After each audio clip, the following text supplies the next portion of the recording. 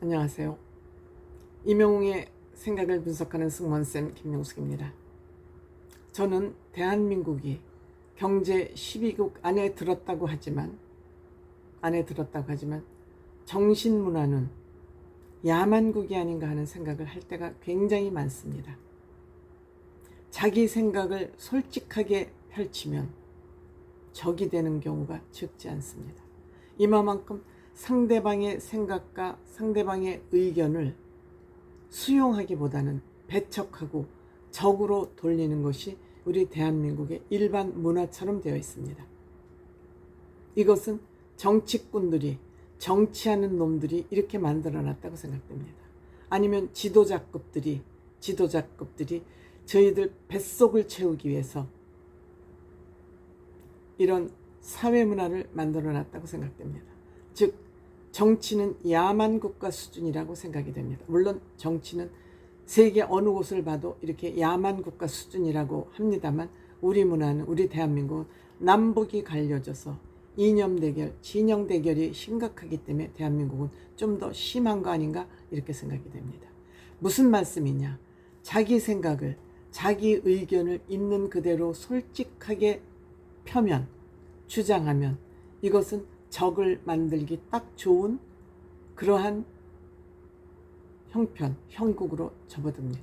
특히 정치 이야기, 정치에 대한 자기 소신, 또 정치인에 대해서 자기가 지지하는 정치인을 밝히는 순간 그와 반대 입장에 있는 사람은 바로 적이 됩니다. 아무 이해 상관없이, 생기는 거 없이 사적인 관계마저 뒤틀어지기 십상입니다. 종교 얘기 마찬가지입니다. 종교, 취미죠. 물론 종교는 신념이라고 할 수도 있습니다. 신념도 각자의 의견입니다. 각자의 소신입니다. 음식 취향이 있습니다. 나는 비빔밥, 너는 곰탕, 너는 설렁탕, 너는 냉면. 사람들이 곰탕 먹는다고 너는 왜 곰탕을 먹어? 틀려 먹었어. 얘기합니까? 너는 왜 비빔밥을 먹어? 비빔밥 먹는 너는 틀려 먹었어. 얘기하지 않습니다.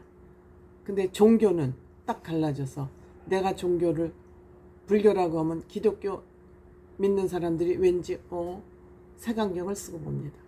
또 기독교인을 보면 불교인들은 또 불교,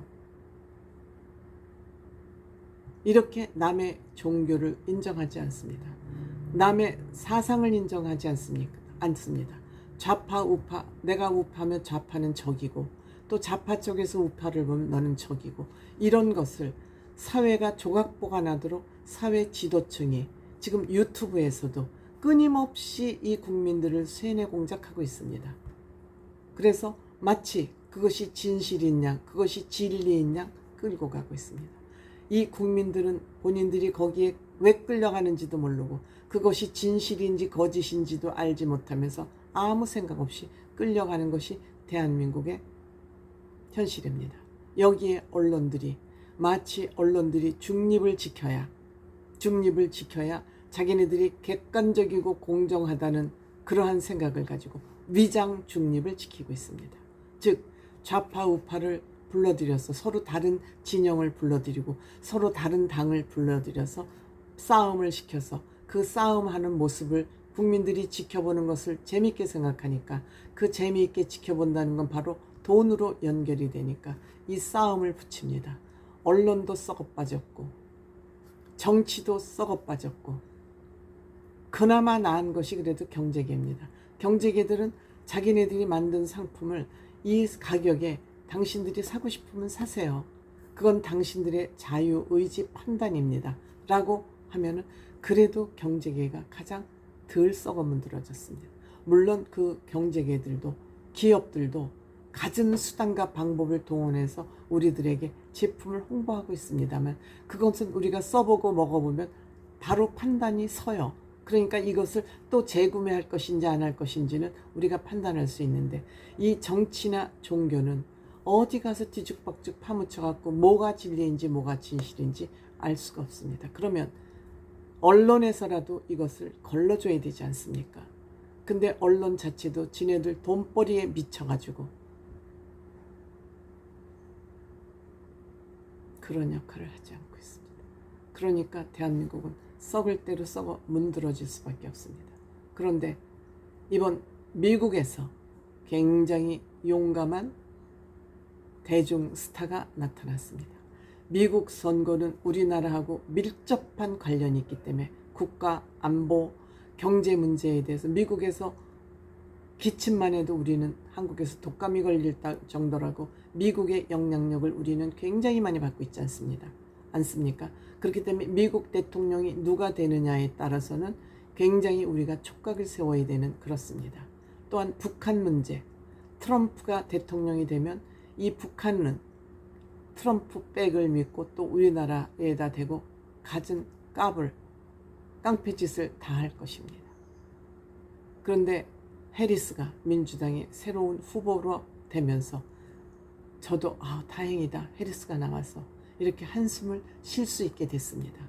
그런데 이번에 토론에 해리스가 질 것이라고 생각을 했는데 의외로 해리스가 트럼프를 제끼고 선방을 하는 바람에 이 선방을 보고 세계적인 팝 아티스트 테일러 스위프트는 한 번 공연을 하면 1조 원이라고 합니다.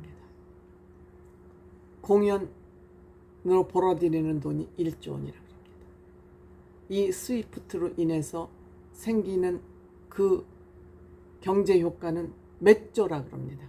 한 번 움직이면. 그래서 스위프트 노믹스라고 부른다고 그러지 않습니까? 그래서 우리는 이명웅 씨를 또한 히어로노믹스라고 부르지 않습니까? 그런데 이런 스위프트 노믹스가 해리스를 민주당의 여자 대통령 후보를 지지하고 나선 겁니다. 용기죠. 굉장히 저는 용기 있는 행동이라고 생각합니다. 물론 이 정도면은 세계를 움직이는 사람이니까.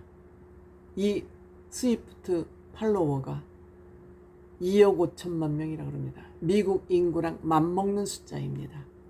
이러니까 본인이 파워를 갖고 있기 때문에 이런 용기를 낼 수 있을지 모르겠지만 BTS, 이명웅 씨, 우리 대한민국에서 세계적으로 또 BTS는 세계적으로 이만한 저는 파워를 가지고 있다고 생각합니다.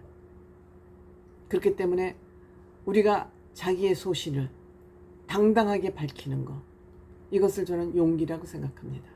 이들이 이렇게 밝히는 이유를 말하고 그러면 우리 국민들도 내가 이 사람을 지지하는 이유, 내가 한동훈이를 지지하는 이유, 내가 이재명이를 지지하는 이유를 이 셀럽들이, 즉 많은 사람들의 공감대를 얻고 있는, 정신적으로 영향력을 미치고 있는 이 셀럽들이 내가 왜 이 사람을 지지하는지를 정확하게 밝힌다면 그 사람의 의지를 보고 저 사람이 저렇게 생각한다면 나도 하고 오른쪽으로 여론이 형성되어 간다고 저는 생각을 합니다.